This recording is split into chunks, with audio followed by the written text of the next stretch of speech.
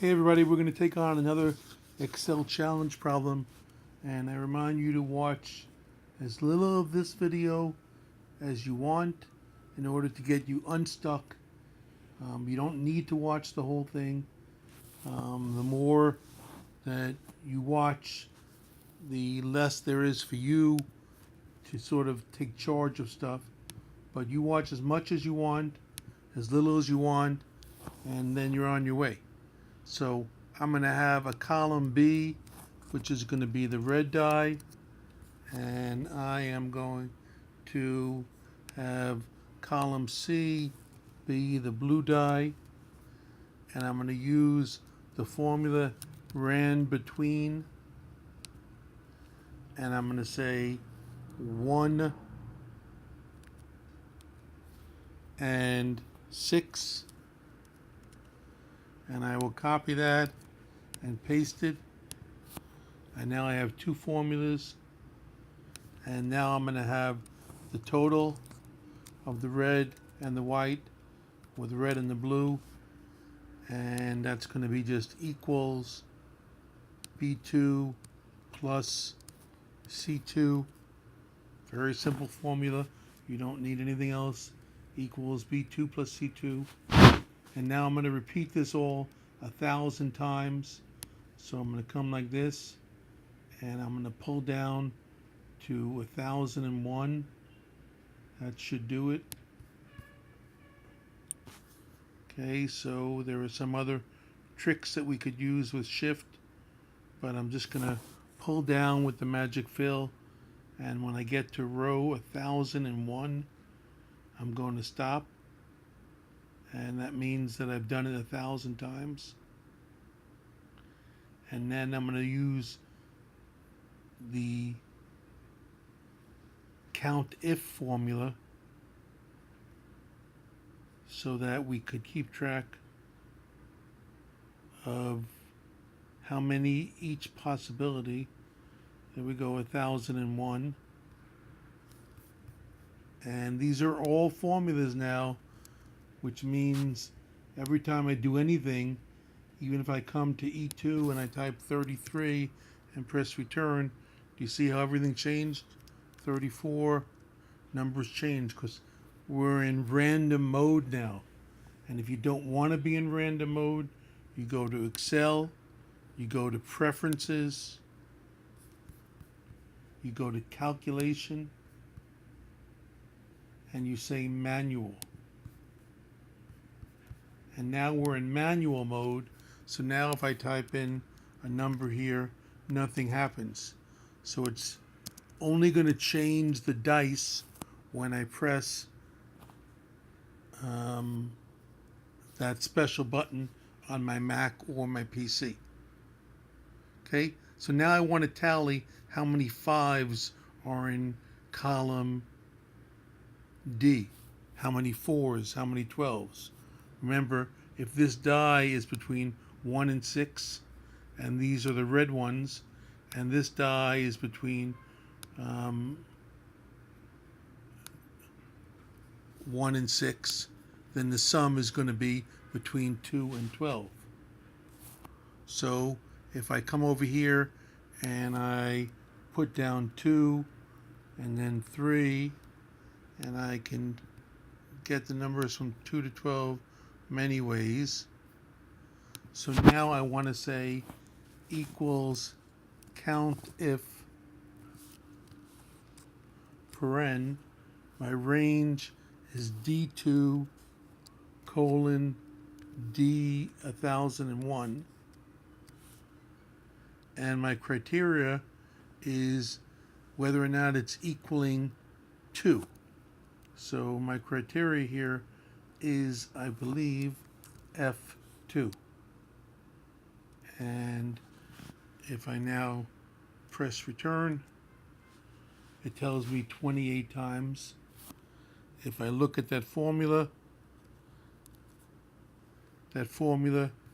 is over here, count if D2 through D 1001, F2. Do I want that changing when I come down? Do I want the F2 changing?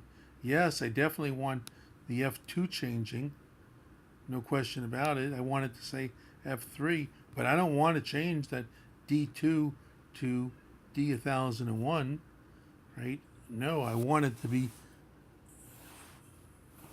I want those 2 and 1001 to be sacred.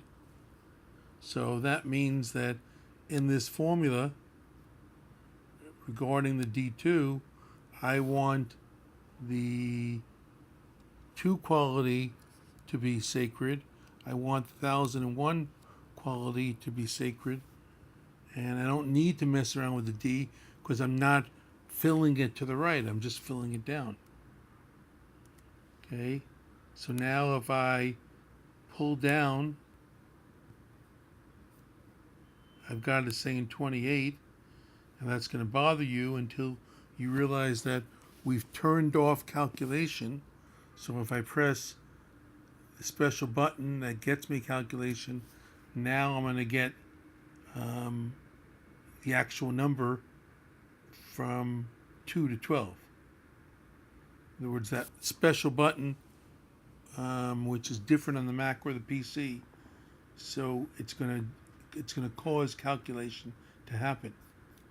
And that's why when we filled down, we got 28 all along, right? It didn't. Now, if we want to do the bonus, right? First of all, let's check our work, and I'll put a total here equals sum. I'm hoping they add up to 1,000. Otherwise, I've got a bug in my formula. Yep, they do. So now we want to convert this to a percent. So this is going to be equals 31, not 31, equals G2 divided by,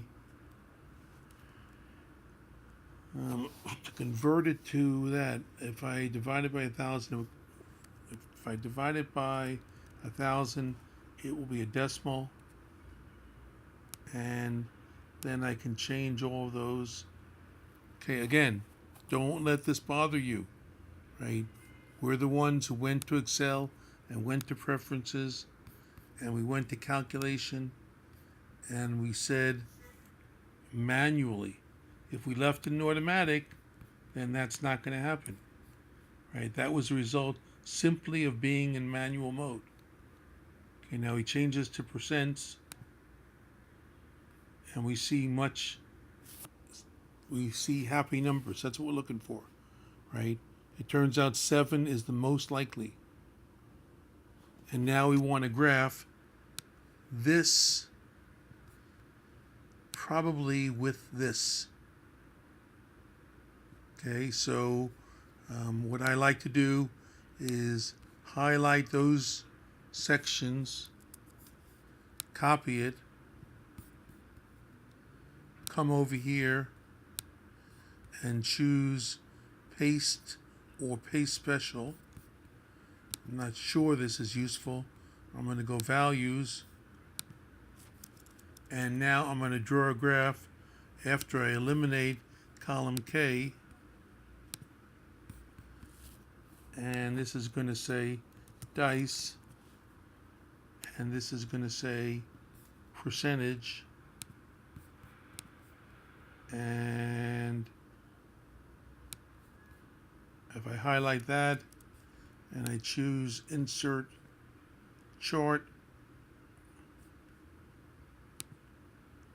and I look at the various column charts, and I like these clustered cones, and that's showing us the percentage of dice